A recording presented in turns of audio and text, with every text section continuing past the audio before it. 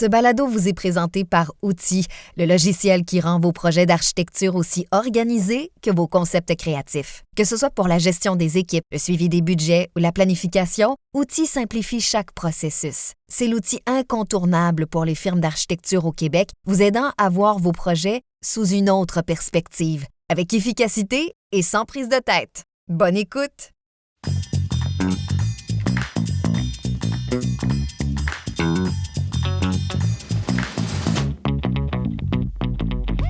On a vraiment une fascination nord-américaine pour le neuf en général dans notre société, notamment dans le milieu de la construction et du développement immobilier. Ça semble bien difficile de reconvertir plutôt que de démolir. Et pourtant, on est dans une crise climatique. L'industrie de la construction et les bâtiments qui en émergent sont responsables d'une très grande partie des émissions de gaz à effet de serre au Canada. Oui, les choses avancent. On commence à parler davantage de déconstruction plutôt que de démolition, mais c'est nettement pas suffisant. On doit assurer un véritable virage sociétal sur le sujet. Bref, à quand la fin du dogme sur les constructions neuves? Je m'appelle Grégory Taillon. Et moi, c'est Marc-André Carignan. Vous écoutez Autre Perspective, notre balado signé Collectif. Moi, je suis choqué, en tout cas, après ça. Greg, on est choqués aujourd'hui. Oh oui. Non, mais c'est un épisode qui nous tient vraiment à cœur parce que à quand la fin du dogme sur les constructions neuves? On a beau parler de résilience, on a beau parler de transition écologique, on a beau voir des certifications LEED un peu partout qui prolifèrent. Puis là, je dis LEED, ça peut être WELL, ça peut être toutes les autres certifications. Le bâtiment le plus écolo, on le dit, on le répète, et pourtant, on dirait que ça ne rentre pas toujours dans la tête des gens. C'est celui qui est déjà construit. On aime ça détruire au Québec. Oui, beaucoup. Et c'est un sujet qui vient me chercher. J'ai du mal à comprendre qu'encore aujourd'hui, on ait ce réflexe de démolir. Je pense à cette église à Rosemont, moderniste, en bon état, très intéressant. J'ai habité à côté de cette église-là. Oui, et on va la démolir. On va la démolir. Une tour de 16 étages au centre-ville de Montréal, une tour à bureau en bon état, démolie prochainement. Également un hôtel de 23 étages.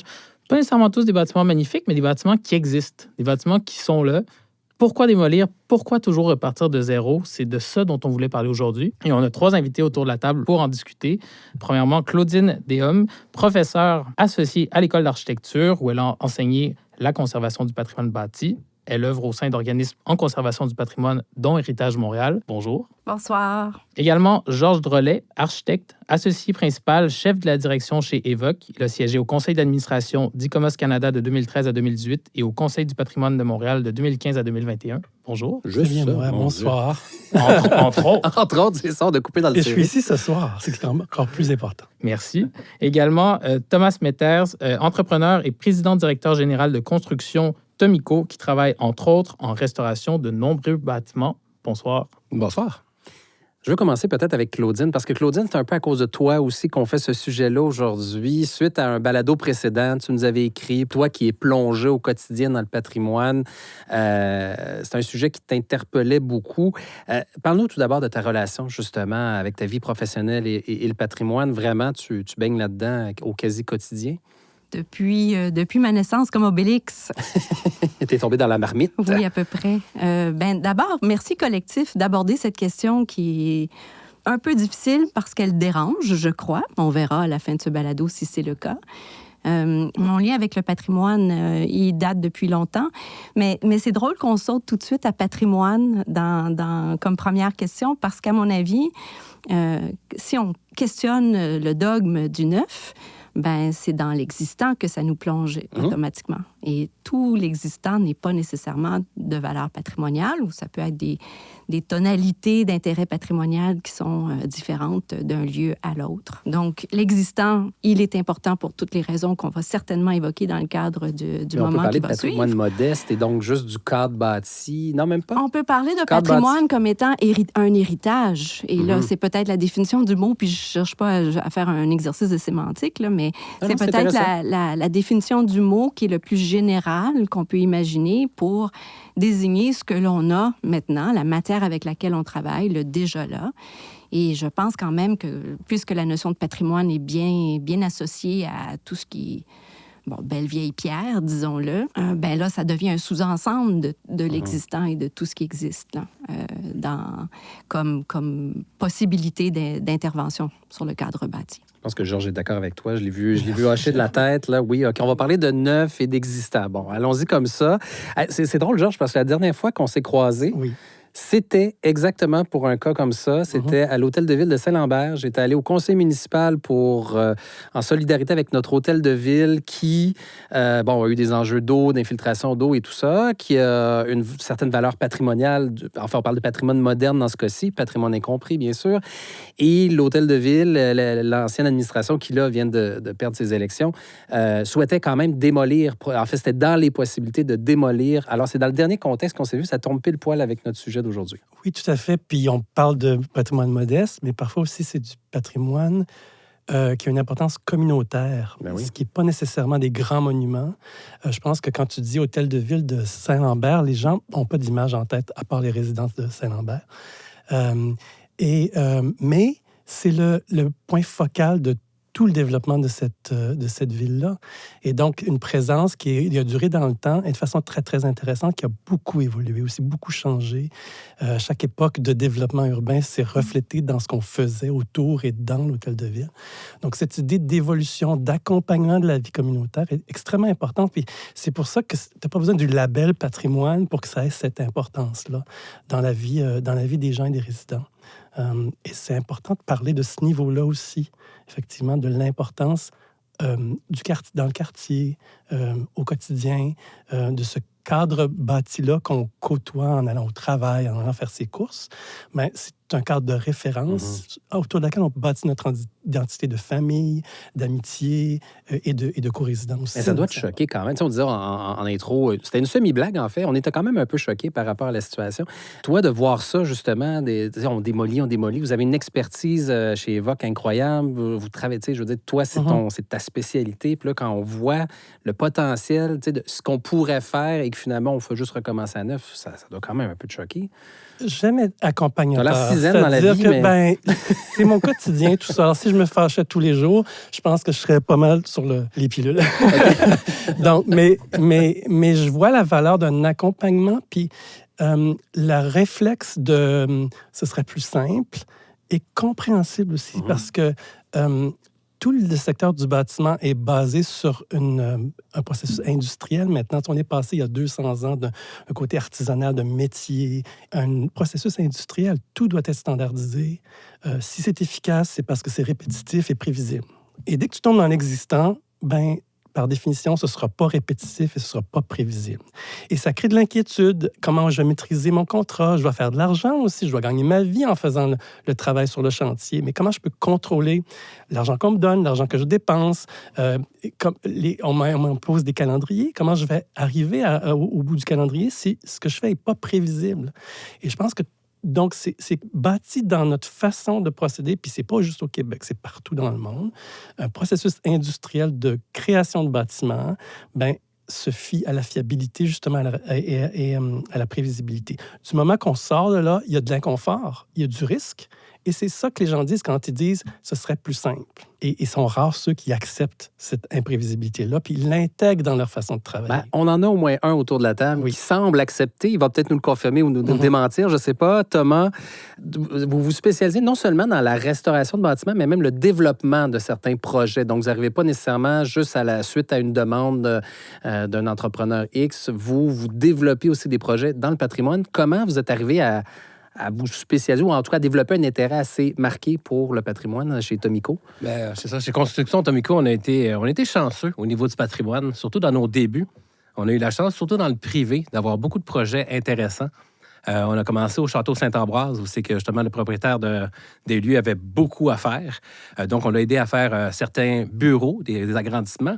Mais surtout quand il est venu le temps d'attaquer l'usine de coton, qui était vraiment un bâtiment à peu près de 70 000 pieds carrés juste à côté. Mais là, on a vraiment transformé de A à Z un bâtiment qui était très, très, très délabré. Et on a transformé ça en agence de publicité Boss à l'époque et en une salle de réception dans le sous-sol. On a eu d'autres projets super intéressants. On a rénové aussi une ancienne Poste Canada qu'on a transformée en galerie d'art. Vraiment super intéressant, encore là, dans le patrimonial. On a aussi le théâtre Denis Pelletier, Là, on était plus dans le public, mais Théâtre Denis Pelletier, qui a été revampé il y a peut-être une dizaine d'années. Vraiment, c'était dû. Ça faisait quand même plusieurs mois, je dirais après 30 ou 40 ans, je pense, qu'il n'avait pas été retouché. Donc, on avait une grosse rénovation majeure au niveau du Théâtre Denis Pelletier. On est allé aussi jusqu'à Quatico, c'est qu'une building Corticelli, encore là, dans le même un peu style industriel des années début 1900. C'était la building Corticelli, c'était des lacets, si je ne me trompe pas, pour l'armée. Encore là, on n'a pas pu finir le projet. Par contre, on l'a au moins remis en état parce que le bâtiment était prêt à s'effondrer. Donc, même si le projet n'a pas été de l'avant, au moins, la bonne nouvelle, c'est que ce bâtiment-là, aujourd'hui, on a pu le sauver. Parce que si on ne serait pas intervenu, malheureusement, l'ancien propriétaire promoteur avait intelligemment récupéré toute la cope, dont tous les drains et donc, il avait tout arraché. Donc, pendant 2-3 ans, l'eau coulait à l'intérieur. Et c'est extrêmement dommage parce que ce bâtiment-là était impeccable. Les planchers étaient encore intacts. Mais c'est ça. Puis vous réagissez comment à ce que disait Georges là, par rapport à l'entrepreneur, la prévisibilité? Est-ce que c'est ce qui explique, selon vous, un peu le dogme de la construction neuve? Bien, on n'a pas le choix. Puis oui, je fais aussi du neuf aussi. J'avoue que j'essaie de construire un peu comme le patrimoine. Les bâtiments patrimoniaux ont une centaine d'années et quand on les rénove, c'est pour 100 ans. J'avoue que moi, quand je fais du neuf, même pour du multilogement ou quoi que ce soit, on le fait pour 100 ans. On essaie de le faire pour longtemps. Puis oui, malheureusement, plus on arrive à avoir quelque chose de standard, industriel ou même qu'on peut répéter souvent, mais plus on est capable de sauver de l'argent. Puis, tu sais, malheureusement, les coûts, puis je pourrais en parler aussi plus longuement sur les coûts, mais c'est le nerf de la guerre. Pour l'instant, les coûts de la construction sont tellement élevés, il faut trouver un moyen de réduire les coûts parce que c'est beau d'avoir le patrimoine à cœur, mais si financièrement les chiffres ne fonctionnent pas, mais ça ne peut pas aller non plus. Mais on aime le neuf au Québec, Claudine. Bien, je pense que ce que mes collègues disent, c'est tout à fait sensé. Mais en amont de ça, parce que ce sont des questions de système, ce sont des questions de financement, de la structure de la construction qu'on s'est doté, collectivement, il faut le dire. Mais si on monte un peu en amont de ça, la question me taraude un petit peu, puis je commençais à lire un peu là-dessus. Je suis tombée sur... là, ça va l'air peut-être ésotérique, là, mais je suis tombée sur des écrits par une neurochirurgienne qui fait des études aux États-Unis sur les réactions de l'être humain par rapport au changement climatique. Parce que ce qu'on n'a pas dit jusqu'à maintenant, c'est que la question qui nous occupe aujourd'hui, c'est si on questionne le neuf, c'est parce qu'il y a un grand impact sur la crise climatique. Puis alors que j'apprécie beaucoup la patience de mes collègues, je fais partie des choqués autour de cette table.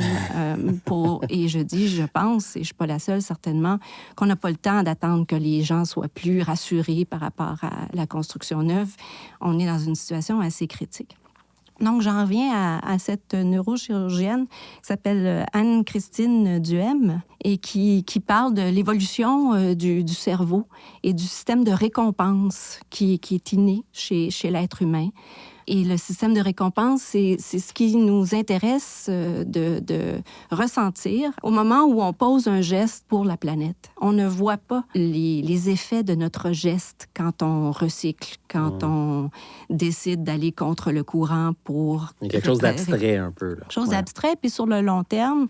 Et selon elle, c'est une scientifique, on prend ses hypothèses, selon elle, c'est ce qui explique beaucoup la réticence de changer nos habitudes, qui sont aussi le propre de l'être humain, de ne pas vouloir du changement, parce que le changement fait peur de façon globale. Et je pense que si on distille ça un petit peu, ça s'applique très bien à notre posture par rapport au neuf, où la question du risque revient, où tout cet intérêt que l'on a pour des choses qui sont sur le sentier que l'on connaît bien et dont on va voir les retombées plus rapidement. Et tu parles de... Puis évidemment, il faut en parler, on va en parler en masse de la question climatique et parce qu'effectivement, les gaz à effet de serre qui sont produits par les nouvelles constructions, par tout ce qui émerge des bâtiments existants et autres, c'est énorme. Mais on dirait que l'argument environnemental... sais, on regarde en ce moment au niveau du Canada, là, Mark Carney, par exemple, qui est en train de laisser tomber plein d'éléments environnementaux et autres. On voit, il y avait un balado récemment à Radio-Canada sur la crise climatique et à quel point même des pays plus avancés en Europe et tout ça là-dessus commencent à lever le pied parce que tout le monde se regarde puis se dit, bah, si eux le font pas, pourquoi nous on le ferait? Puis ça va affecter nos affaires. Puis c'est tout un système économique relié. Bref, on dirait que l'argument environnemental ne réussit pas à nous émouvoir ou je sais pas. Est-ce que je me trompe? Je peux parler que de ce que je contrôle. Et en tant qu'architecte, je pense que la résistance ou l'apathie par rapport à ça est beaucoup liée justement à ce que je disais juste avant. C'est-à-dire que, comme professionnel, on a des habitudes, des réflexes et des conventions. Et tant qu'on n'arrivera pas à intégrer ces nouvelles données-là dans nos habitudes et dans nos conventions et nos façons de faire, ça sera toujours quelque chose d'étranger, de difficile à maîtriser, puis de risqué, puis qui fait peur et qui inquiète. Tout récemment, Claudine et moi étions à une conférence de la Fiducie nationale pour le patrimoine qui intégrait des présentateurs avec des initiatives extrêmement intéressantes. Et je pense que là, ce qui commence à changer, c'est qu'au pratico-pratique, des gens commencent à figurer comment intégrer des notions ou des actions hors cadre des habitudes des architectes, mais de le faire de façon à ce que ça fasse partie des systèmes qu'on utilise. Alors, par exemple, réutilisation des bâtiments, des matériaux qui ont été récupérés lors de démolitions partielles et tout ça.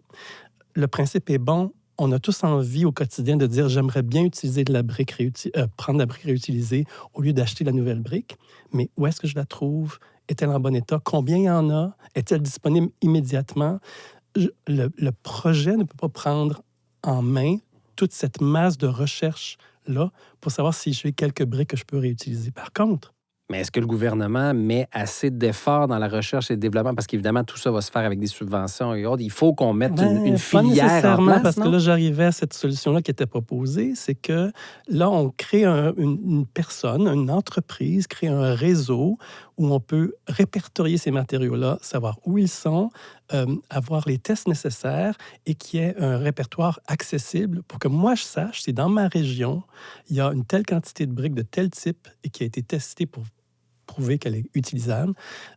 Et donc, ça devient de l'approvisionnement, c'est plus de la recherche. Pour moi, l'architecte, j'approvisionne de la brique réutilisable au lieu de la nouvelle brique parce que cet approvisionnement-là vient faire partie du système d'approvisionnement de la construction, tu vois. On a Réco au Québec qui commence à faire ça commence, peu... Mais ouais. c'est vraiment un début. C'est des premières initiatives, mais tant qu'il n'y aura pas une intégration de ces nouvelles donnes hors normes à l'intérieur du processus qu'on connaît au quotidien, ça va être très, très compliqué. Bien, il y a des belles initiatives qui ont été faites. Je sais que Brique Recyc en est un bon exemple. C'est qu'on arrive à avoir une machine qui arrive à récupérer de la brique.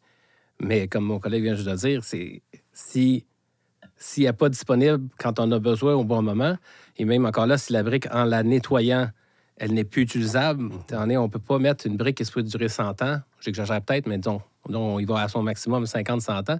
Si en la nettoyant, on ôte tellement de couches que finalement, elle va juste être bonne pour 20 ans, c'est pas... Il n'y a rien d'écologique là-dedans. Là. On va poser une brique qui va juste durer. Logiquement, gardons des matériaux qu'on va poser une fois et une seule fois. Puis ça va même, je trouve que dans même la construction de maisons neuves ou multilogements, moi, pour l'instant, je me plains de la qualité des bâtiments qu'on fait. Puis c'est une question de matériaux, mais pas tant que ça. Moi, je trouve que c'est vraiment le gros problème, parce que nous, malheureusement, on fait on répare beaucoup de bâtiments qui ont été mal construits. Puis là, on ne parle pas de bâtiments centenaires, 50 ans. On est rendu aujourd'hui qu'on est déjà à Griffintown en train de réparer des bâtiments qui sont flambant neufs, là. Puis qu'on doit refaire les façades parce qu'ils ont été mal exécutés. Puis c'est vraiment une question d'exécution, de rapidité. On veut tellement aller vite que finalement, le gars de membrane arrive, le maçon est trop pressé. Il y a tout le temps un entre... des parties, surtout les solins et contre-solins, là, c'est vraiment cette partie-là qui est le nerf de la guerre. Là. C'est jamais bien exécuté. Puis le problème, c'est qu'une simple petite membrane, tu as tout fait le reste, va faire en sorte que le bâtiment... malheureusement, va fuiter et l'eau va rentrer. Et on s'entend que dans un bâtiment, si l'eau rentre, c'est fini. Il faut le recommencer. Je sens que tu te retiens, Claudine. Vas-y, on t'écoute. Bien, c'est parce qu'en entendant ça, je pense à des bâtiments du 19e, première moitié du 20e, qui, eux, sont souvent en déficit d'entretien, puis qui tiennent la route et qui sont bien construits, puis ce sont eux qui, malheureusement, sont sur la ligne de démolition là, que l'on vise. Abandon, donc négligence, donc démolition, alors qu'il y a zéro entretien. Et bon, est-ce qu'on pourrait peut-être, dans le cadre des différentes activités qu'on mènerait, faire un peu plus la promotion du bien construit au Québec? Je pense qu'il y a des crises. On a besoin que les constructions soient érigées rapidement.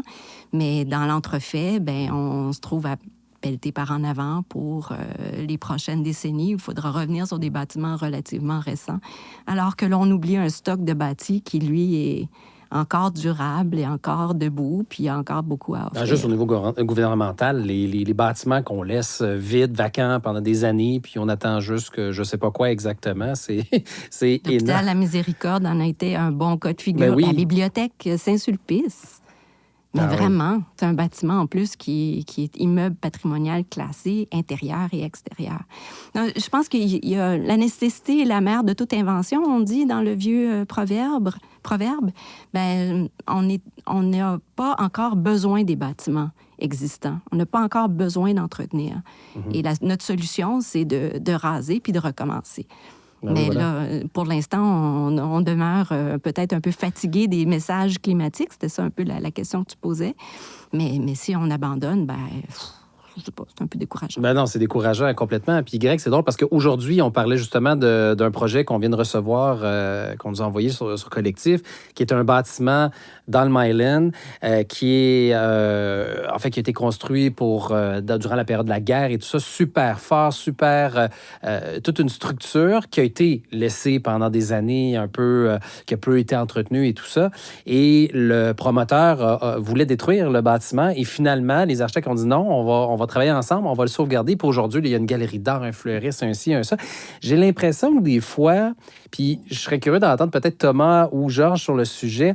Tu sais, on entend souvent, ah, mais le bâtiment n'est pas récupérable. Ah, ben il y a un ingénieur qui a dit que ça va tomber. Puis est-ce que, tu sais, des fois, quand on veut tuer un chien, on dit qu'il a la rage, là. Est-ce que c'est le cas? Est-ce que vous avez des témoignages ou est-ce que vous avez croisé des éléments comme ça? J'ai l'impression que des fois, on va un peu vite sur le bâtiment n'est pas récupérable. Oui. La réponse est simple. Puis je vous dirais que je peux probablement me permettre de dire en public que durant mes 6 années au Conseil du patrimoine, on a vu des cas sur lesquels on se posait beaucoup de questions de justificatifs professionnels sur l'état de bâtiment. Et peut-être, je peux faire une petite parenthèse sur le Conseil du patrimoine, qui ont été pour moi 6 années extraordinaires. Et la grande valeur ou la grande surprise que j'ai eue comme professionnel en commençant à agir comme membre du Conseil, c'était qu'il n'est que consultatif. Donc, il donne des avis qui ne sont pas nécessairement décisionnels, mais toutes les recommandations étaient entendues et les projets revenaient avec des améliorations. Donc, cette façon de procéder-là, qui n'est pas point sur la table, fonctionne. Et ça, je l'ai vu à répétition. Donc, c'est très précieux pour une communauté comme la nôtre. Alors, je profite pour faire une petite pub pour ces instances-là qui sont très, très, très importantes. Thomas, je vous ai vu réagir pendant que je posais la question. Je ne sais pas pourquoi je vous vois là, tout d'un coup. Je t'ai vu réagir, voilà. Écoute, je pourrais te dire que malheureusement, donc si on s'en va dans la simple charpente de bois, 4 étages et moins, j'avoue que quand ça a été mal construit puis que l'eau a rentré dedans, là, Boisbriand est peut-être un bon exemple, là, sans le nommer, là, mais c'est vrai que c'est trop tard. Le mal est fait, puis malheureusement, ça va coûter moins cher de le démolir et de le reconstruire. Mais dès qu'on tombe dans le patrimonial, tantôt, vous l'avez dit tantôt, comment ça, on n'arrive pas à faire? Avant, on faisait des bâtiments il y a 100 ans, que sans entretien, 100 ans plus tard, il est à refaire, je comprends bien, mais il a fait 100 ans sans vraiment avoir pris trop d'amour. Fais ça avec une maison en charpente de bois, mais c'est pas d'amour pendant 10 ans, c'est déjà fini. Que je pense qu'encore là, il faut revoir la façon qu'on construit. Par contre, quand on tombe dans les bâtiments industriels, comme les Dominion Textiles sur le bord du canal de la Chine, des choses comme ça, c'est des bâtiments extrêmement solides. Les casernes de pompiers... Qui étaient surconstruits aussi à une certaine époque. Là. C'était assez surconstruit. Puis je pense qu'il y avait les matériaux nécessaires aussi. Puis ça, à leur défense ou à notre défense aujourd'hui, avoir un beam de BC Fir qui fait 30 pieds de long fois 2 pieds de large puis 1 pied de hauteur, bien aujourd'hui, on a plus ça. On a des 2 par 4 puis on a même la misère à en avoir. Là. Fait que j'avoue qu'on n'a pas les mêmes moyens qu'on avait dans le passé.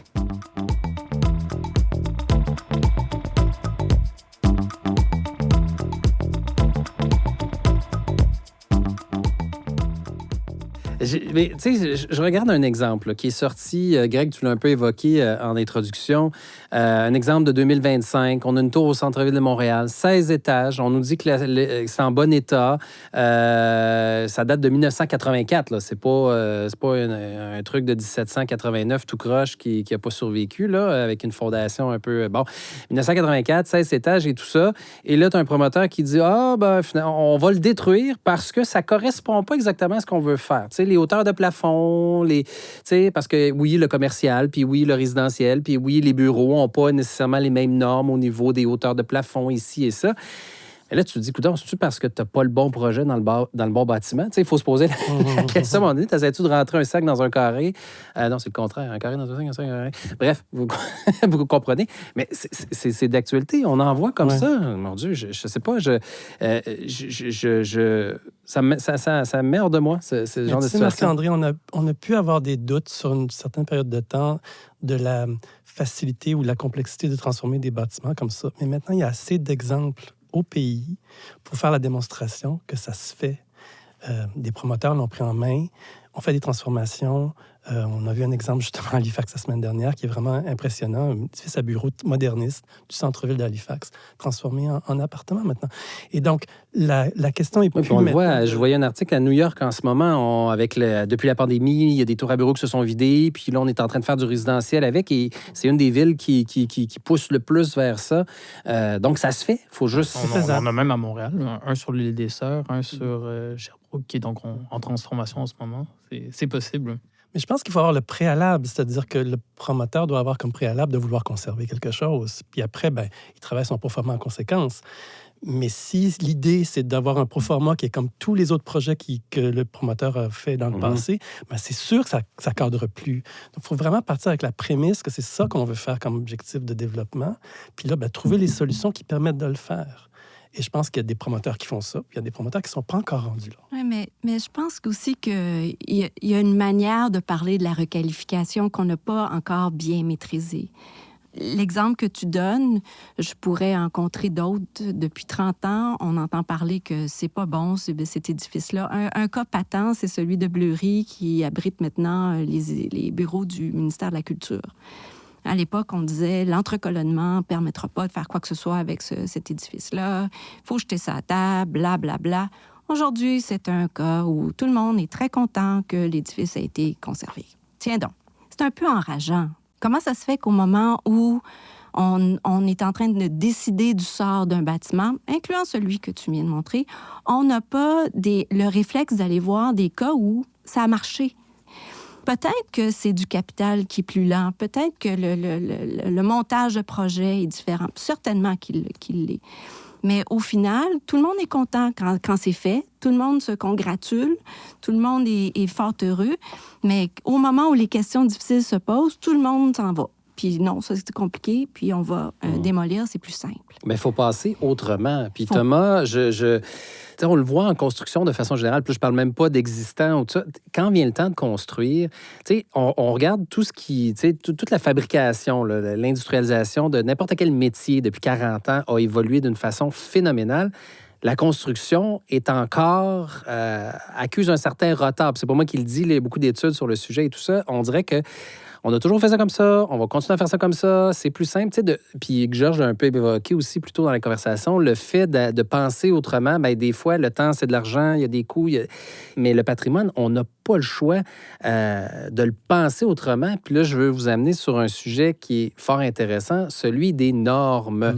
Parce que, je sais, Thomas, on s'en est parlé un peu avant, le gouvernement va exiger dans des bâtiments patrimoniaux, on a vu Face au centre-ville de Montréal, on en a vu un peu partout, où on a discuté à les conserver, puis ça coûte une fortune parce qu'on demande des normes d'aujourd'hui pour des bâtiments d'il y a 100 ans qui ne font aucun sens. En fait, si on veut les mettre aux normes, ça doit coûter une fortune. Puis ça, c'est un des éléments qui bloque beaucoup la conservation, je ne vais pas dire du patrimoine, Claudine, de l'existant. C'est épouvantable. 3 exemples tels quels que j'ai vécu dans ma vie. On est aux entrepôts d'aluminium sur le bord du canal de la Chine. On a c'est du Milron avec des poutres fantastiques en BC Fir. Bien, finalement, à cause des normes de coupe-feu, de résistance au feu, bien, la loi directement de la RBQ dit qu'il faut le gypser. Donc, il faut assurer 1 heure anti-feu. Donc, on doit perdre toute cette beauté-là du bâtiment pour pour le cacher, pour le rendre anti-feu. Mais finalement, nous, on l'a vu, puisque dans le bâtiment, il y a une partie qui a été brûlée par un incendie il y a peut-être 2-3 ans. Puis écoute, c'est un feu qui a duré 2 heures de temps. Ça n'a effleuré le bois. Aucun trouble structural. En tout cas, finalement, on est allé en mesures différentes. Ça a été bien compliqué. On a réussi, mais à grand coup de mesures différentes, de frais supplémentaires, on a réussi à le conserver. Puis c'était borderline. On a doublé les gicleurs. On a fait tout ce qu'il fallait pour pouvoir le conserver. On l'a conservé. Ça a marché, mais prime abord, il fallait le gypser. Un autre exemple pathétique, les normes séisme, pour ça, écoute, ça n'a pas de sens. Encore là, à la Building Corticelet à Quaticook, un bâtiment qui est là depuis 100 ans, ils ont des murs de maçonnerie pleins de 4 pieds d'épais. Puis pour le mettre à jour, pour pouvoir le rénover, notre premier plan d'ingénieur qu'on a eu, c'était une structure dans la structure. Donc, c'est vraiment une structure complètement indépendante pour tenir le bâtiment existant. Ça n'a aucun sens. Finalement, encore là, mesures différentes, etc., on a réussi à combler ça. Mais là, écoute, le premier dessin que j'ai vu, la structure dans la structure, je me suis dit, non, on ne fera pas ça, ça n'a aucun sens. Puis, le dernier exemple, c'est encore là, au Château Saint-Ambroise, on a tous sandblasté les murs parce qu'ils étaient fuchsia. À l'époque, il aimait bien la couleur fuchsia dans le temps. Mais il y avait tout peinturé les murs verts, c'était vraiment épouvantable. Puis, on a tous sandblasté les murs pour avoir la beauté de la brique. Mais finalement, encore là, les normes disent qu'il faut l'isoler pour avoir R20, 22, 23 pour être aux normes, etc. Puis finalement, encore là, par mesures différentes, on ne l'a pas fait parce que c'était épouvantable de cacher tout ça. Puis aujourd'hui, oui, c'est pas prouvé que ça vaut tant de R un mur maçonnerie pleine, mais aujourd'hui, le bill de chauffage de mon client, il s'en fait pas des soucis avec ça. Là. C'est pas... L'argent qu'il aurait mis pour cacher le mur, la beauté et avoir une isolation supérieure n'aurait jamais vu le jour financièrement à mon client. Puis en plus, qu'on aurait tout caché la beauté du bâtiment. Fait qu'un bâtiment centenaire avec des post and beam en bois puis des murs de briques, on aurait fini ça tout en gyps. Tant que ça, faisons du neuf plate rendu là. Exactement. C'est ça l'intérêt de sauvegarder l'existant, de voir les poutres, de voir les murs de béton, de voir la maçonnerie. J'allais dire justement ces mesures équivalentes, là, ces célèbres mesures équivalentes qu'on sait qui existent, qui sont consignées parce qu'elles sont l'objet d'une approbation au moment où on veut les mettre en place. Il y a beaucoup de personnes qui commencent à dire elles devraient être publiques, ces mesures équivalentes-là. Elles devraient servir un peu comme la jurisprudence sert pour des cas, pour essayer de faciliter un peu et voir comment il pourrait y avoir des solutions au lieu de faire venir le gars spécialisé des normes à chaque fois. Est-ce qu'il y aurait moyen de créer un registre volontaire, un peu comme le registre volontaire des baux, par exemple? Est-ce qu'il y aurait moyen de créer une plateforme commune où les architectes peuvent déposer leur... Ou est-ce que c'est complètement naïf? Ou qui s'occuperait de ça? Grégory, moi, je pense que tu devrais poser ta question à la RBQ. Oui, mais en attendant... Naïvement. Mais c'est parce que je pense qu'il y a des gens qui gagnent leur vie en tant que spécialistes des codes, donc peut-être qu'ils seraient moins chauds à cette idée-là. Mais à un moment donné, il va peut-être falloir que le greater good, le bien commun, remporte sur ces questions-là. Puis intéressant, c'est un peu comme la jurisprudence dans une cour. Tu peux avoir accès, la jurisprudence dit telle chose, moi aussi je le veux. Donc finalement, on s'entraiderait collectivement avec des gens qui ont défriché un petit peu avant nous, selon certains types de constructions et autres. En définitive, en tout cas, Héritage Montréal, c'est mon tour de faire un peu de pub, mais Héritage Montréal se penche beaucoup sur cette question-là, puis le comité des normes qui est composé de toutes sortes de personnes qui ne sont pas dans le milieu du patrimoine. Donc, c'est extrêmement intéressant de voir que tout le monde trouve que c'est un problème et tout le monde sait qu'il y a des mesures qui peuvent être acceptées. Maintenant, histoire de s'organiser un peu pour que ça puisse être justement utilisé pour d'autres cas et faciliter un peu le chemin qui est extrêmement raboteux pour l'instant. Ça serait si simple. Hein? Ça semble simple comme ça. Peut-être qu'il y a des complexités que je ne vois pas, là, mais ça serait si simple de créer un genre de répertoire. C'est quand même encourageant d'entendre une politicienne comme Catherine Fournier à Longueuil dire que le couvent que la ville de Longueuil vient d'acheter vous avez entendu cette sortie dans les journaux qu'elle a faite, où le couvent est présentement occupé par des religieuses et du moment où les religieuses vont partir puis on veut mettre un usage avec plusieurs personnes, un usage public, il faut tout remettre aux normes sismiques puis tout défaire. On n'est pas contre la tarte aux pommes et la sécurité publique, au contraire, c'est ce qu'on souhaite. Mais est-ce qu'on a besoin du risque zéro? Est-ce qu'on ne peut pas trouver des manières entre les deux? Il me semble qu'on est rendu là. Je vois Thomas qui dit oui. Je pense qu'il approuve l'idée du répertoire. Georges aussi, j'imagine? En fait, tu vois, c'est changer la prémisse. Encore une fois, comme je disais, le promoteur qui change sa prémisse de dire, je vais garder puis je vais trouver la formule pour que ça fonctionne économiquement et tout ça. La prémisse où on dirait, par défaut, on garde au lieu de faire du neuf, ferait que on aurait une standardisation des mesures équivalentes. C'est-à-dire que ça deviendrait la base de notre système, les mesures équivalentes. On aurait une façon de les colliger, de créer une jurisprudence. Ça deviendrait la base de travail plutôt que d'être toujours l'exception. Mais est-ce qu'on aurait besoin carrément de 2 codes, entre guillemets, de construction? C'est-à-dire que tu as le neuf qui demande telle norme d'aujourd'hui et une forme de code ou une forme de... pour l'existant, parce que l'existant, justement, il faut le penser autrement, il faut le voir autrement. On n'a pas les mêmes... Il y a déjà eu des adaptations dans les codes nationaux de prendre en compte l'existant. Donc, il y a déjà des sections du code qui disent, dans le cas où vous avez un petit bâtiment modeste, peut-être que vous pourriez le garder et faire ou l'approcher de telle façon. Donc, c'est possible de formuler un code pour tenir compte des conditions existantes. Mais c'est encore modeste, je pense, comme oui, approche. Oui, c'est modeste parce que, encore une fois, les codes sont basés sur la prévisibilité et des attentes normalisées. On a une attente de sécurité normalisée, on a des attentes de confort normalisées. Il faut que tout rencontre ces attentes-là. Mais ça, c'est très nord-américain aussi. Là. C'est mondial. Mondial, à ce point-là? En Europe, avec le patrimoine, j'ai l'impression que... Les clauses sont plus ou moins restrictives, mais l'idée, c'est qu'il y a le code qu'il faut que tu suives. Ah oui, bien ça, c'est sûr, la sécurité haute. Mais... Et donc... c'est un peu Oui, Claudine, c'est un peu la poule et l'œuf. Si on attend que ces systèmes-là changent pour rassurer les personnes ou faciliter les choses, on risque d'attendre longtemps. Donc, comment on fait pour inciter la réutilisation, inciter la conservation de l'existant, puis informer les gens sur les enjeux. Je pense qu'on n'a pas parlé de quelque chose qui est extrêmement important, puis ce sont les incitatifs fiscaux. On n'en a pas pour l'instant. Ce qu'on a dans la conservation du patrimoine, c'est des programmes de subvention à la restauration. J'ai rien contre. Ça a été ça pendant longtemps. Mais jusqu'à tout récemment, le Conseil du patrimoine religieux du Québec avait une petite somme dédiée à des études, pour faire des études de préfaisabilité pour la requalification. Ces sommes-là, et toutes d'ailleurs, ont été retirées. Il n'y a rien pour la requalification. Il n'y a rien pour changer les attitudes. J'ai animé un événement à Québec avec... j'essaie de me souvenir, est-ce que c'était le maire d'Amos, de Abitibi? Bref, c'était en région au Québec. Et c'était super intéressant parce que lui avait justement des bâtiments libres dans sa ville. Et ce qu'il a fait, c'était pas nécessairement des bâtiments qui appartenaient à la ville, mais il y avait des bâtiments vacants.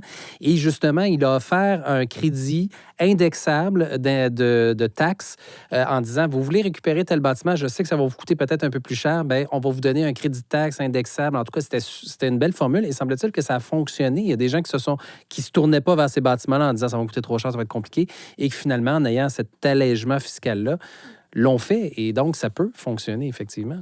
Est-ce qu'on a les outils nécessaires pour mesurer l'impact réel d'une construction neuve, récupération? Puis est-ce que les données sont bien disponibles, je vais dire ça comme ça, pour qu'on voit vraiment l'impact? Tu sais, je voyais une statistique là, que je suis tombé par hasard là-dessus il y a quelques semaines sur Instagram qui disait une maison neuve construite en France consomme en moyenne 1,2 tonnes de matériaux par mètre carré, soit 40 fois plus qu'un projet de rénovation. Est-ce qu'on est assez conscient de ça ou je ne sais pas? Claudine? Je pense que le milieu du patrimoine a commencé à s'équiper, à s'outiller pour faire en sorte que des arguments puissent être montés en faveur de la conservation. On peut l'appeler de l'existant, des bâtiments patrimoniaux. Il y a l'outil CARE, par exemple, qui a été confectionné par un ensemble de personnes à l'international, des architectes aux États-Unis. C'est gratuit, c'est en ligne. CARE, c'est un acronyme, finalement, pour dire qu'il s'agit d'un outil qui va calculer, dans une situation où on démolit et on reconstruit, le carbone intrinsèque, le carbone évité et le carbone d'opération. C'est sûr que ça limite des situations. Par contre, une école une école démolie pour une nouvelle école, etc. Mais c'est déjà un début qui va permettre, je crois, de compiler des statistiques. Parce que les statistiques sont toujours un peu différentes d'un pays à l'autre en fonction de l'énergie que l'on a. On a l'hydroélectricité au Québec, donc c'est sûr que ça peut baisser les chiffres et faire moins peur au moment des analyses de cycle de vie, mais il n'en reste pas moins que le data est en grande partie manquant pour les bâtiments existants. Mais il est en train de changer. L'accumulation de données finit par créer des moyennes. Et on n'est pas encore au point où on a assez de données pour dire, en moyenne, un bâtiment de pierre porteuse à Montréal, calcaire de Montréal, avec de la brique à l'intérieur, va donner à peu près ces résultats-là. Mais ça prend beaucoup, beaucoup de données pour arriver à ces moyennes-là, tu sais. Mais ça progresse, on le voit annuellement. Il y a beaucoup plus de données qui est disponible, puis beaucoup plus disponible sur l'Internet, gratuitement. Donc, pour aussi les professionnels, pour planifier leurs projets, ça devient plus facile. Mais on n'est pas encore là où on a l'information sur le bout des doigts. Là. Et parmi les coûts, il y a aussi des coûts qui sont difficilement quantifiables. On parlait tout à l'heure des bâtiments qui ont une proximité avec les communautés, que ce soit l'école, par exemple, un exemple qui me vient facilement à l'esprit. Démolir un bâtiment comme ça implique des coûts sociaux. Ça implique des coûts qui sont difficiles à chiffrer. Comment tu chiffres la qualité de vie ou l'apport d'un lieu dans la qualité de vie d'une communauté. Donc ça, ce sont des coûts qui sont aussi inhérents à la réutilisation. On peut ajouter une... puis l'attachement communautaire. Tu disais au début du balado, Georges, tout ce rapport de la ville et les citoyens et la ville. Tu sais, je pense à un lieu non loin d'ici, le Chic Resto Pop. C'est un endroit qui a été, depuis 20 ans, une école de réinsertion sociale, puis une cuisine communautaire. Mais c'est un endroit qui, en raison de sa requalification, a gagné une valeur patrimoniale qui est au-delà de l'architecture puis de l'histoire de l'Église au départ, tu sais. On disait qu'il fallait penser autrement, essayer de changer les modèles et tout ça. Ça peut être complexe. Est-ce que, dès le départ, puis là, j'arrive, mettons, même dans la formation des architectes, est-ce qu'on pourrait, puis je sais que Claudine, tu m'as même envoyé des articles sur le sujet, est-ce que c'est assez abordé? Bon, tu es à l'Université de Montréal et tout ça. Est-ce que le focus de la formation pousse justement vers l'existant? On est encore beaucoup sur le neuf. Moi, à l'époque, à McGill, début 2000, on était beaucoup sur la construction neuve. On parlait très peu de restauration de patrimoine, de ci, de ça. Est-ce que c'est encore le cas? Les fleurs d'abord, c'est en train de changer. Mais le pot, c'est la réponse directe à ta question, c'est oui, c'est encore grandement, majoritairement axé sur le neuf. Les cours de construction, les ateliers, tout ce qui porte sur l'existant et ça passe par la question du patrimoine, c'est optionnel. Et donc, on peut faire 3 ans plus 1 an et demi, donc bac maîtrise, sans toucher au patrimoine. C'est la même chose pour les ingénieurs, c'est la même chose pour les urbanistes, c'est la même chose pour les designers d'intérieur. Donc ça, c'est maintenant la composante avec laquelle... On sent même effleurer cette question, puis là, on est là, puis on parle de changement climatique puis d'architecture durable, puis on n'effleure même pas la question de l'existant. Mais ça, c'est la théorie, mais ce sont les cursus. Mais la réalité, c'est que les générations d'étudiants, depuis, je dirais, une dizaine d'années, sont excessivement avides de connaissances, d'outils sur ces questions-là. Et ça, c'est encourageant. Ils le sont probablement plus que les maîtres. Donc, c'est assez particulier. Ils ont envie d'entendre parler de changement climatique. Ils sont préoccupés par la crise climatique. Ils ont hâte d'avoir une meilleure idée de leur implication dans la chose. Ils sont des grands fans de la circularité et toutes ces questions-là. Alors, il y a quelque chose dans les écoles d'architecture. On l'a vu en France, on l'a vu aux États-Unis. Au Canada, je pense que c'est plutôt discret, mais il y a des écoles d'architecture qui sont littéralement en mutinerie contre leur institution pour avoir davantage de contenu sur le patrimoine et sur l'existant de façon générale. Donc ça, c'est encourageant. Georges? Tout à fait. Je suis d'accord. On a beaucoup travaillé ensemble avec certaines cohortes. Moi, j'ai vu un changement au fil des ans de l'intérêt et des intuitions des étudiants et des étudiantes qui est très, très porté justement sur pas le patrimoine monumental, mais ce qui fait du bien aux communautés. Ils sont très axés sur les fonctions sociales, les fonctions de soins, et de le faire dans de l'existant dans les quartiers. Ça, on l'a vu sur à peu près 5 ans. On a fait un atelier ensemble, Claudine et moi. Et c'est naturel. On n'a pas imposé ça. Ça vient d'eux et d'elles. Et on essayait de les outiller par rapport à ça, mais il reste que c'était comme un îlot de réflexion qui se faisait à l'école d'architecture. Est-ce que tu le vois au bureau? Parce que j'imagine que vous avez Ouais. beaucoup d'employés. Vous êtes rendu combien chez Évoque, à peu près? À peu près 112 maintenant. 112, j'imagine que... Est-ce que vous le sentez un peu, cette vision, cette transition qui s'effectue? Nos spécialités sont axées là-dessus. Donc, de facto, les gens qui viennent travailler avec nous sont des gens qui sont intéressés au patrimoine ou aux communautés autochtones. Donc, ils ont cette fibre-là d'emblée. Mais je te dirais que c'est de moins en moins difficile de recruter des jeunes qui ont cette fibre-là. Ils cognent beaucoup plus à notre porte qu'il y a 15 ou 20 ans pour faire ces spécialités-là. Donc, il y a un changement social, il y a une question de génération. Je pense que quand tu parles de la différence entre les enseignants et les étudiants, c'est une question de génération. Pour eux, c'est des questions de base qui viennent naturellement. Et puis, leurs profs, parfois, ne suivent pas, malheureusement. Les cursus un peu aussi, mais... Donc, plus facile en architecture au niveau des étudiants, plus difficile au niveau des artisans, j'imagine, par contre. Ben oui, c'est ça. Je peux pas dire un mot sur mes collègues architectes. Ils ont une meilleure maîtrise de qu'est-ce que les architectes veulent faire. Mais j'avoue que je l'ai remarqué aussi que la jeunesse architecturale veulent faire du durable, veulent faire des beaux projets patrimoniaux. Je l'ai vu et je trouve que la jeunesse... est fantastique là-dessus. Par contre, dans les écoles de métier, je vous dis que non. Les électriciens, les plombiers, les charpentiers, les maçons... Les ferblantiers, on apprend dans les écoles de métier à faire le travail aujourd'hui pour demain et non comment le faire dans le passé.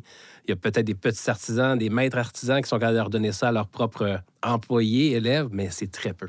Malheureusement. Ah, je sais. Écoute, j'anime Maestria du Conseil des métiers d'art depuis des années et ça revient systématiquement, ce cycle-là, de dire, alors qu'on devrait se préoccuper de plus en plus de l'existant et donc il y a une demande et qu'on va s'en aller vers ça de plus en plus, bien, les métiers plus spécialisés qui pourraient sauvegarder, là, on parle vraiment plus de patrimoine là, et non pas juste de bâtiments existants. Malheureusement, ces métiers-là sont en voie de disparition. Puis c'est ça, de père en fils ou de mère en fille aussi. Mais bref, ouais, ça, c'est un autre sujet, mais c'est assez problématique.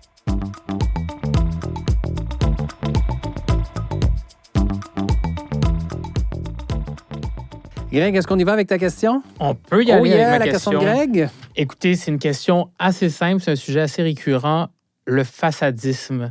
On en entend souvent parler en mal, et évidemment, on souhaite tous l'éviter, mais est-ce qu'il y a certains cas, est-ce que des fois, vaudrait mieux une façade gardée en place un peu faussement qu'un bâtiment qui disparaît au complet? Ouf, question litigieuse. Je suis allé là.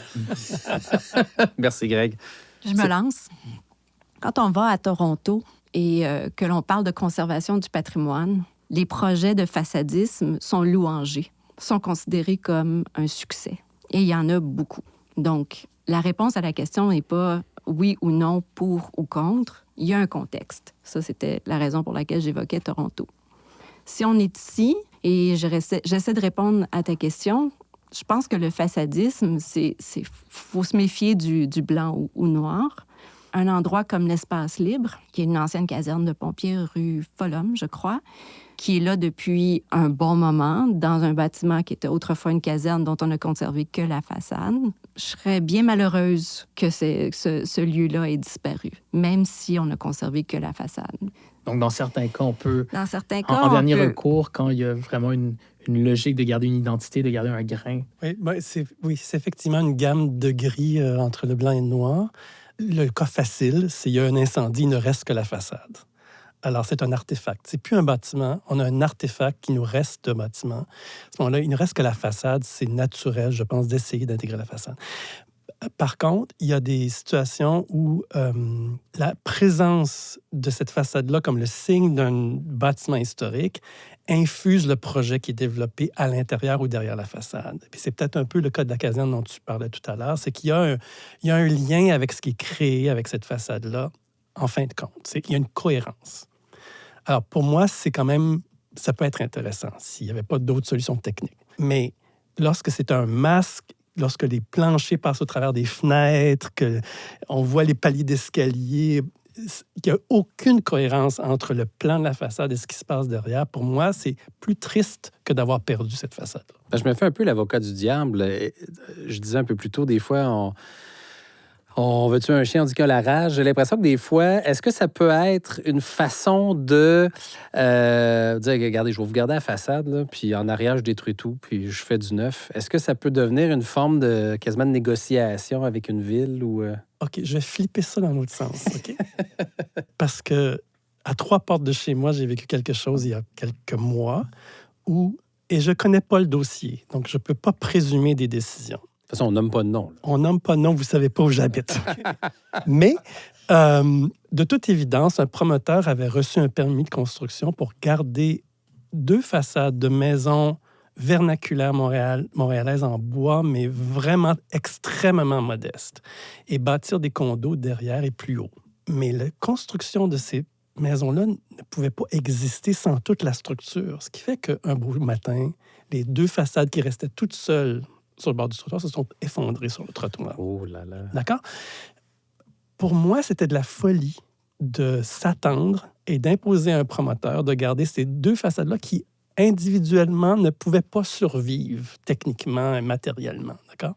Alors, je pense qu'il y a aussi de l'abus de ce côté-là, de dire il faut absolument garder quelque chose, même si ça n'a plus aucun sens de le faire. Donc, il faut se méfier un peu de ça. Question un peu pour vous, puis je pense que là, c'est très radical, mais je le vois, j'ai vu des événements en Europe, en France et tout ça sur le sujet. Est-ce qu'on devrait interdire le neuf, puis s'en aller vraiment, d'essayer de complètement inverser la roue? Là? Bon, je comprends que c'est un peu extrême surtout dans notre contexte actuel. On a encore beaucoup de croûte à manger. Mais vous pensez quoi un peu de ce genre de réflexion-là? Est-ce qu'on... Claudine, je ne sais pas, j'ai l'impression que tu aurais une réponse à ça. Bien, tu parles un peu du mouvement House Europe, par exemple, dont on a vu l'exposition au Centre canadien d'architecture, ou bien avec ce petit ouvrage que je vous ai apporté, rédigé par Charlotte Malherbe-Barthes, qui est un manifeste contre la démolition, contre la construction neuve.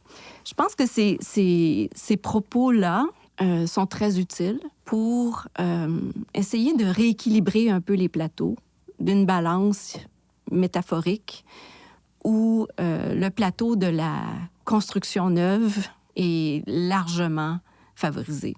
Et je pense qu'il faut tomber un peu dans la provocation. Je pense qu'il faut tomber un peu dans l'affirmation coup-de-poing pour être capable de réveiller un petit peu et d'imaginer les choses autrement. Ce que j'aime beaucoup, par exemple, de cette autrice, c'est qu'elle parle de réinventer la pratique de l'architecture, où l'architecte n'est pas qu'un producteur d'artefacts. Là, j'entends tout le monde qui réagit en m'entendant dire ça sur le balado. Mais les architectes ont énormément de talents, toutes sortes de talents, qui ne sont pas associés à leur métier. L'entretien en est un exemple. La planification.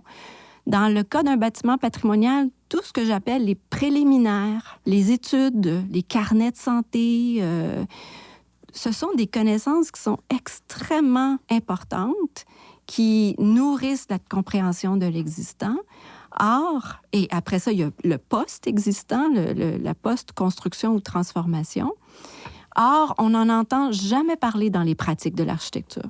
Et je pense que ça prend de ces manifestes, ça prend de ces mouvements qui vont complètement dans l'autre sens, comme un peu le balancier de l'horloge grand-père, pour retrouver peut-être, après un certain temps, un équilibre entre les deux.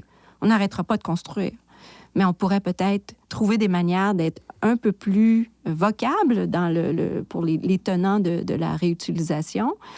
Et je pense que pour l'instant, on crie dans le désert, donc ça prend des affirmations un peu choquantes et provocantes. Un peu les Greenpeace de l'architecture, là, finalement. On essaie d'aller un petit peu plus radical pour passer un message. Pour réimaginer, pour se sortir de ce dogme qui fait l'objet du titre de ce balado, se sortir de ce dogme et imaginer des choses autrement.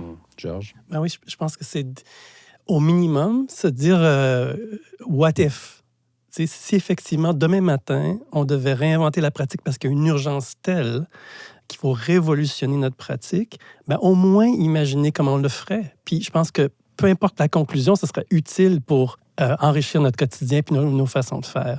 Donc, ce genre de déclarations-là, évidemment, ne sont pas pragmatiques, ne sont pas réalisables du jour au lendemain, mais sont utiles. Je suis tout à fait d'accord avec Claudine pour s'imaginer comment on peut faire les choses différemment. Des fois, on a besoin d'être vraiment mis au pied du mur pour réagir. J'ai lu un article super intéressant, pas plus tard qu'aujourd'hui, sur l'Ukraine. L'Ukraine qui, dans certains cas, essaie de reconstruire avec ce qu'ils peuvent. Donc là, il y a tellement de bâtiments qui sont à terre et tout ça. Et là, il y a plein de mouvements qui sont en train de se faire où on va récupérer de la brique. On en donne, c'était jusqu'à une limite de 500 par citoyen pour reconstruire des maisons. On prend des résidus de construction qu'on concasse pour aller réparer les routes.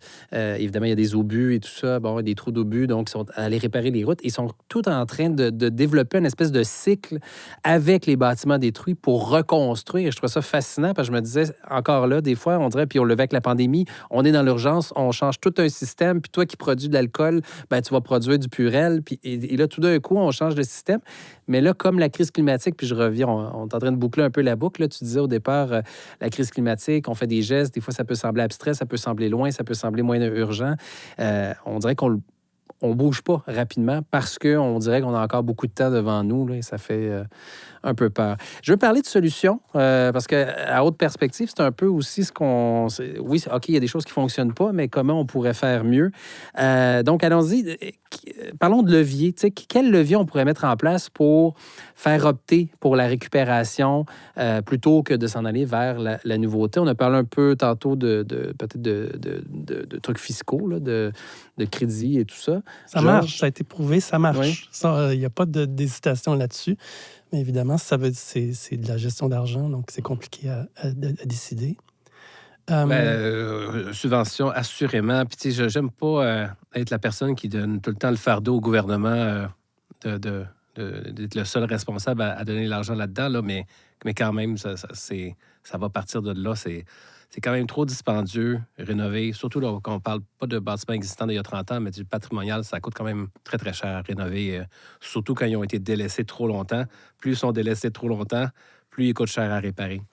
Par contre, dans la pénurie de logements qu'on est là, malheureusement, le neuf va pouvoir aussi aider à solutionner cette solution-là. Puis je pense pas que c'est avec le bâtiment existant qu'on pourra en faire une partie, mais je pense que malheureusement, on ne pourra pas négliger le neuf non plus.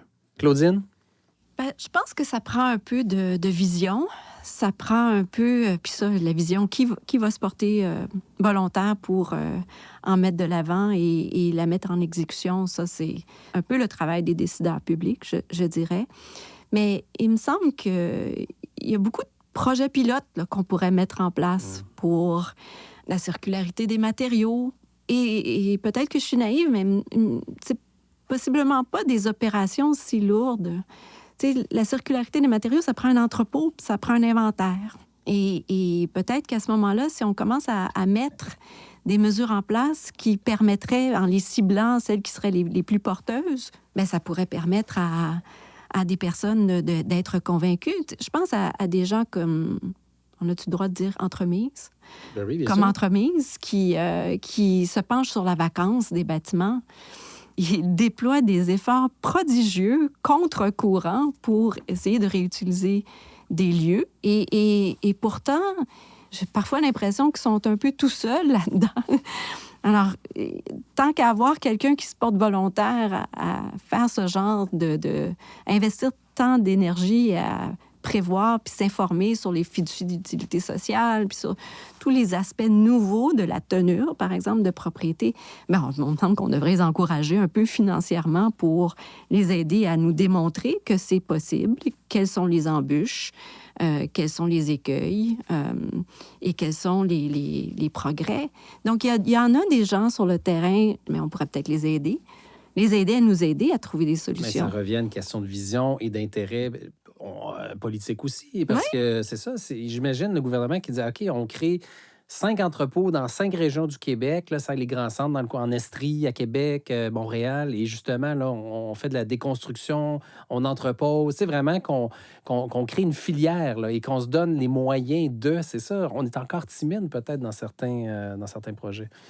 Oui, et c'est peut-être pas nos amis du gouvernement qui sont les meilleurs placés pour bâtir des structures comme celle-là. Je pense que ça doit être très axé sur le concret, sur le faisable. C'est peut-être pas le gouvernement, mais de donner les moyens à quelqu'un, un peu comme disait avec Entremise, des gens qui s'intéressent à ça, qui ont déjà le moyen. Au développement de ces initiatives-là. De pousser ça. On le fait avec les serres, par exemple, en ce moment. J'entendais aujourd'hui que là, on produit des légumes à l'année parce que le gouvernement a vraiment subventionné les serres, les savouras de ce monde et autres parce qu'on avait un intérêt là-dedans. Mais est-ce qu'on peut l'avoir en construction? Est-ce qu'on peut l'avoir dans l'existant puis vraiment s'en aller dans un cercle plus grand en termes de circularité et autres, là?